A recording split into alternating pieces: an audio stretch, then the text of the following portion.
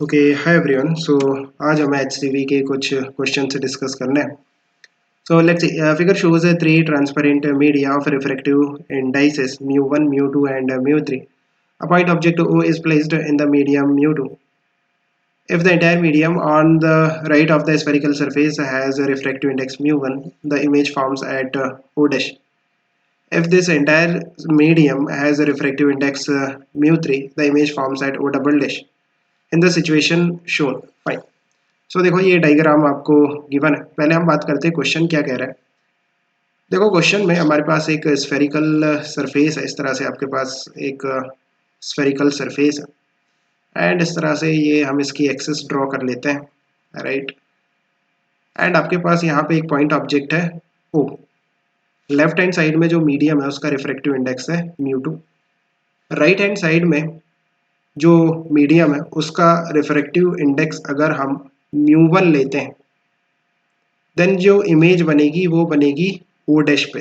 किस तरह से इमेज बनेगी? इस तरह से इंसिडेंट रेज आएंगी एंड उनका रिफ्रैक्शन होगा। रिफ्रैक्शन के बाद इस तरह से वो ओ डैश से पास करेंगी सो दैट ओ डैश पे इमेज बनेगी। एंड सेम केस में सेम स्फेरिकल सरफेस है, ये उसकी एक्सिस है, आपका ये पॉइंट ऑब्जेक्ट ओ है एंड जो मीडियम है लेफ्ट हैंड साइड में वो है mu2।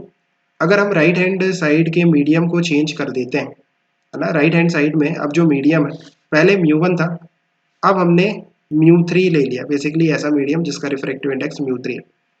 देन जो इमेज बनती है ना वो ओ डैश पे नहीं बनेगी। ओ डैश की जो पोजीशन है वो ये है ना। ओ डैश पे नहीं बनेगी वो, अब ओ डबल डैश यहाँ पे कहीं पे बनेगी। सो किस तरह से होगा? इस तरह से इंसिडेंट रेज आएंगी, उनका रिफ्रैक्शन होगा, रिफ्रैक्शन के बाद वो ओ डबल डैश से पास करेंगी, समथिंग लाइक दिस। सो आप देखो कि हम क्या कह सकते हैं कि अगर रिफ्रैक्शन mu2 से mu1 में हो रहा है, देन जो रिफ्रैक्टेड रेज हैं वो ओ डैश से पास करेंगे। और अगर आपका रिफ्रैक्शन mu2 से mu3 मीडियम में हो रहा है, बेसिकली जो रे है इंसिडेंट रे वो mu2 से mu3 में जाएगी, देन ओ डबल डैश से पास करेगी। बस यही कंसेप्ट है। अब देखो, अब ये वाला जो डायग्राम आपको दे रखा है इसमें ये आपके पास स्फेरिकल सरफेस है, ये आपकी एक्सिस है, ये आपका पॉइंट ऑब्जेक्ट ओ है। लेफ्ट हैंड साइड में जो मीडियम है उसका रिफ्रैक्टिव इंडेक्स है mu2। राइट हैंड साइड को हमने दो पार्ट में डिवाइड कर दिया है। ऊपर वाला जो पार्ट है उसमें जो मीडियम है उसका रिफ्रैक्टिव इंडेक्स mu3 है और नीचे वाला जो मीडियम है उसका जो रिफ्रैक्टिव इंडेक्स है वो है mu1। अभी आप देखो कि ओ से जो इंसिडेंट रेज आएंगी जो कि ऊपर की तरफ जाती हैं, पहले इस तरह से जो इंसिडेंट रेज ऊपर की तरफ से रिफ्रैक्ट होंगी, सो ये जो रेज हैं ये रिफ्रैक्ट होंगी, बेसिकली ये ट्रेवल करेंगी mu2 से mu3। सो mu2 से mu3 इनका रिफ्रैक्शन होगा, राइट। सो अगर mu2 से mu3 में रेज जाती हैं देन कहाँ से पास करती हैं? ओ डबल डैश से। सो इस तरह से ओ डबल डैश से वो पास करेंगे, समथिंग लाइक दिस। एंड जो रेज ऐसे नीचे से रिफ्रैक्ट होंगी, पहले आप देखो इस तरह से यहां से रिफ्रैक्ट होंगी। सो ये जो रिफ्रैक्शन है ये है mu2 से mu1। जब रेज mu2 से mu1 जाते हुए रिफ्रैक्ट होती हैं तो ओ डैश से पास करती हैं। तो इस तरह से ओ डैश से उनको पास करा, समथिंग लाइक दिस। सो आप देखो इस केस में जो रेज ऊपर से जा रही हैं, राइट, वो इमेज बनाएंगी ओ डबल डैश, और जो रेज नीचे से रिफ्रैक्ट हो रही हैं वो इमेज बनाएंगी ओ डैश। सो इस केस में आपके पास दो इमेज बनेगी, एक ओ डबल डैश बनेगी और एक ओ डैश बनेगी। बट दोनों की जो इंटेंसिटी है वो कम होगी बिकॉज जो रेज है वो डिवाइड हो गई, है ना। सो लाइक ऊपर वाले पार्ट से जो रेज रिफ्रैक्ट हो रही हैं वो ओ डबल डैश बना रही हैं और नीचे वाले पार्ट से जो रेज रिफ्रैक्ट हो रही हैं वो ओ डैश बना रही हैं। तो जो नंबर ऑफ रेज है जो कि इमेज फॉर्म कर रही हैं वो आधी आधी हो गई है, so that's why intensity half हो जाएगी। Let's check the options. The image forms between O dash and O double dash, नहीं। The image forms to the left of O dash, नहीं। The image forms to the right of O double dash, नहीं। The two images form, one at O dash and the other at O double dash, सही। दो images बनेगी, दोनों की intensity reduce हो जाएगी। Second check करते हैं. Four modifications are suggested in the Lenz formula to include the effect of the thickness T. Thickness of the lens is T, है ना. Which one is likely to be correct? देखो likely to be correct, like exactly correct होना ये हमें अभी check नहीं करना है. आपको जस्ट ये वेरीफाई करना है कि ऐसी पॉसिबिलिटी हो सकती है कि अगर उसकी जो थिकनेस है वो टी है, राइट. सो कौन सा करेक्शन आप एक्सेप्ट करोगे. ज़रूरी नहीं कि वो एग्जैक्टली सही हो, बस आपको इनमें से चेक करना है कि कौन सा हो सकता है, राइट, कौन सा पॉसिबल है. सो उसके लिए बेसिकली आपको जस्ट ये मेक श्योर करना है कि थिकनेस के साथ हम जो वेरिएशन लेंगे लेंस फार्मूला में, वो उसका जो रिलेशन है वो इनमें से कौन सा पॉसिबल है. सो आप देखो कि हम जो लेंस फार्मूला यूज करते हैं basically 1/v minus 1/u is equal to 1/f. यहाँ पे हम एज्यूम करते हैं कि जो थिकनेस है लेंस की, इस तरह से हम थिन लेंस लेते हैं, राइट. सो जो थिकनेस है उसको हम इग्नोर करते हैं और वी कैन से कि जो थिकनेस है उसे हम नेग्लिजिबल लेते हैं और यू कैन से जो थिकनेस है उसको हम जीरो लेते हैं. सो अगर थिकनेस जीरो है सो उस केस में ये फॉर्मूला वैलिड है. सो अगर आपने थिकनेस के इफेक्ट को भी कंसीडर किया है then thickness is equal to zero एक स्पेशल केस बनेगा लेंस फार्मूला का. So thickness is equal to zero के केस में आपको ये पर्टिकुलर फार्मूला ऑब्टेन होना चाहिए. सो हम उस स्पेशल केस को ही चेक करेंगे. आप देखो जैसे जो फर्स्ट वाला फार्मूला है, राइट, अगर मैं इसमें thickness is equal to zero वाली कंडीशन लेता हूँ देन जो फॉर्मूला निकल के आएगा 1/v minus 1/u is equal to thickness की वैल्यू अगर मैंने जीरो पुट की so zero divided by u f, zero divided by u f that is basically zero. So ये जो फॉर्मूला है 1/v minus 1/u is equal to zero निकल के आ गया, राइट. जबकि आना क्या चाहिए था 1/v minus 1/u is equal to 1/f. ये formula thickness is equal to zero का एक स्पेशल केस हो जाएगा ना. सो जो आपका ऑप्शन ए है वो गलत है. ऑप्शन बी चेक करो. थिकनेस इज इक्वल टू अगर मैं जीरो डालता हूँ देन जो फॉर्मूला निकल के आ रहा है सेकेंड केस में वो है माइनस का 1/u is equal to 1/f which is of course wrong, right. So B भी गलत है. सी चेक करो. थिकनेस की वैल्यू जीरो पुट करो. सो थिकनेस जीरो हो गया, थिकनेस जीरो हो गया. सो यहाँ पे बचा 1/v minus 1/u is equal to 1/f, right. So जो थर्ड वाला केस है वो पॉसिबल है, जरूरी नहीं कि सही हो बट पॉसिबल है. डी वाला चेक करो. थिकनेस की वैल्यू जीरो डालनी है. सो ये जीरो हो जाएगा और ये वाला भी जीरो हो जाएगा. So 1/v minus 1/u is equal to zero, right. So ये भी नहीं है. सो कौन सा ऑप्शन, ऑप्शन सी इसका. और आगे चलते हैं.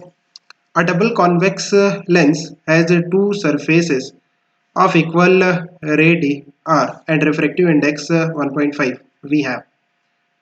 डबल कॉन्वेक्स लेंस इस तरह से होता है, दोनों साइड जो होंगी वो कॉन्वेक्स होंगी, राइट. इसकी अगर रेडियस ऑफ कर्वेचर r1 है, इसकी जो रेडियस ऑफ कर्वेचर है वो है r2, देन इसकी जो फोकल लेंथ होती है, जो थिकनेस है वो उसे हम नेग्लेक्ट करेंगे, है ना. थिन लेंसेज की हम बात करते हैं. सो उस केस में जो 1/f निकल के आता है वो होता है mu minus 1 into 1/r1 minus 1/r2. r1 क्या है, radius of curvature of the first surface. Basically इस तरह से देखो, ये आपकी जो रेज है वो इस तरह से आएंगी. तो ये वाली जो सरफेस है ना ये आपकी पहली सरफेस है जिसका रेडियस ऑफ कर्वेचर हम लेते हैं r1. और same sign convention, incident ray का डायरेक्शन पॉजिटिव, सो ये डायरेक्शन पॉजिटिव और ये डायरेक्शन हो जाएगा नेगेटिव.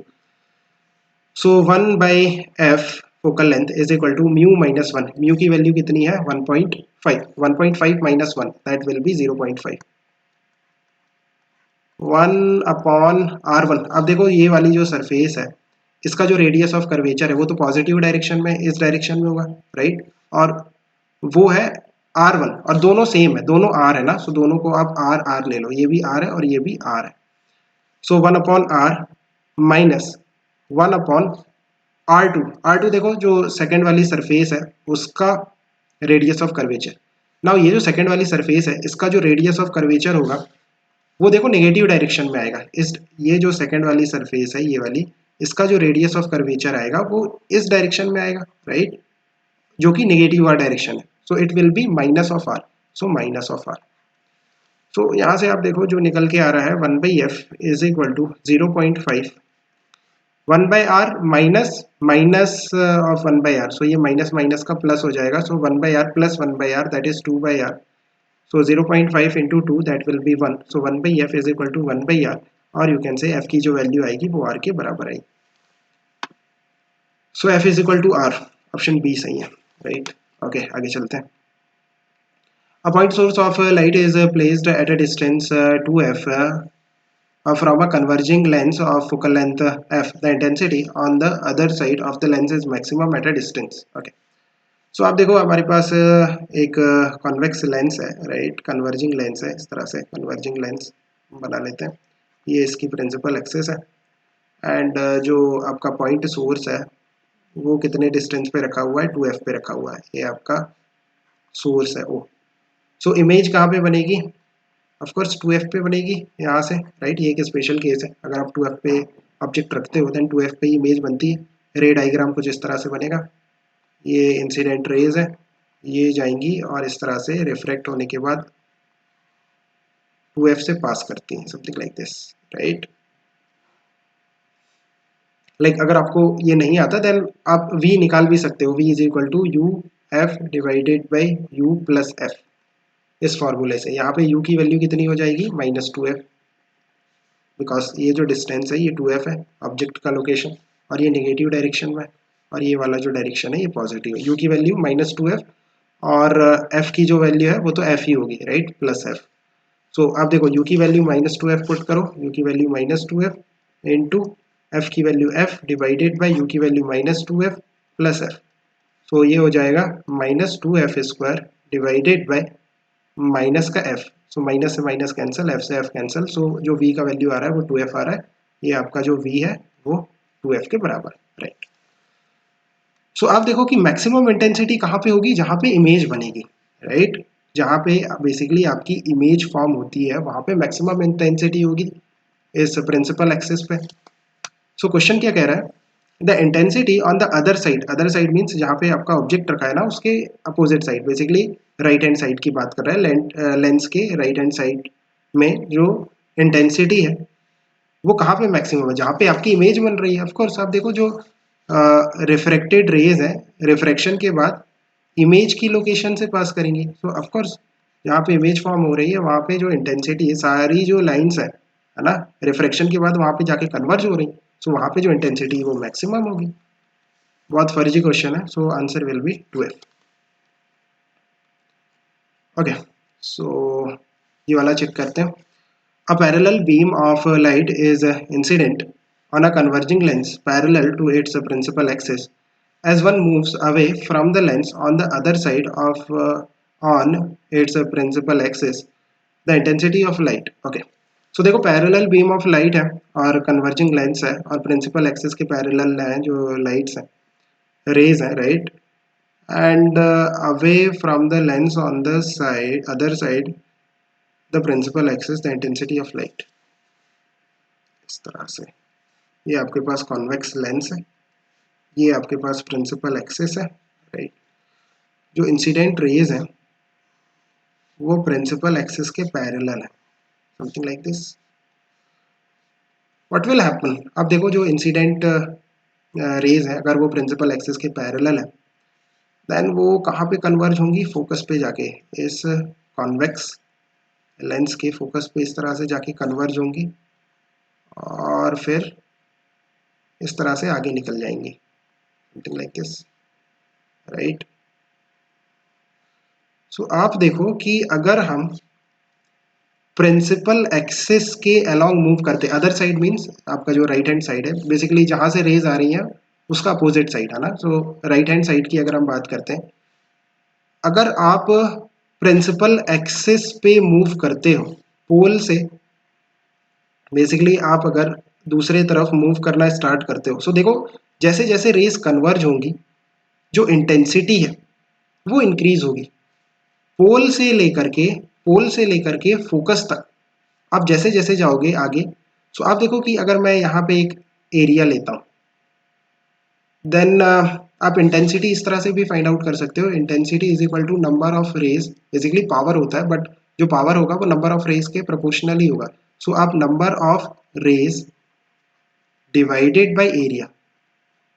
सो जैसे जैसे आप P से F की तरफ मूव करोगे, जो रेज है वो कन्वर्ज हो रही हैं। सो आप इस तरह से देखो कि ये जो 4 रेज मैंने बनाई हैं, राइट, ये जितने एरिया में आएंगी वो एरिया डिक्रीज हो रहा है। अगर हम नंबर ऑफ रेज को कांस्टेंट लेते हैं, लेट्स से 4 रेज, सो ये जो 4 रेज है जितने एरिया पे है, एरिया तो कंटिन्यूअसली डिक्रीज हो रहा है, राइट, जस्ट बिकॉज ये जो रेज है ये कन्वर्ज हो रही है। So that's why intensity increase हो रही है, बिकॉज एरिया कम हो रहा है। Basically power by area. अब पावर फिक्स है बिकॉज हमने नंबर ऑफ रेज जो है उसको फिक्स कर दिया। जो एरिया है वो कंटिन्यूअसली डिक्रीज हो रहा है बिकॉज जो रेज है वो कन्वर्ज हो रही है पी टू एफ के केस में। जैसे जैसे आप पी से एफ की तरफ मूव कर रहे हैं, एरिया कम हो रहा है, सो दैट्स वाई जो इंटेंसिटी है वो इंक्रीज हो रही है। बट जैसे जैसे आप और आगे मूव करोगे, जैसे आप एफ को क्रॉस करके आगे निकलोगे, एफ से लेकर के इनफाइनाइट, सो जो रेज है अब डाइवर्ज होने लगी, सो एरिया इंक्रीज होने लगेगा। Area increase, number of rays तो कांस्टेंट है, एरिया इंक्रीज होगा तो इंटेंसिटी कम होगी। सो पहले P से F में इंटेंसिटी इंक्रीज होगी, फिर F से इनफाइनाइट तक इंटेंसिटी डिक्रीज होगी, ये intensity. So first increases then decreases. Anyway, so आगे हम इसे कंटिन्यू करेंगे in the next video. Keep working hard, best of luck, bye.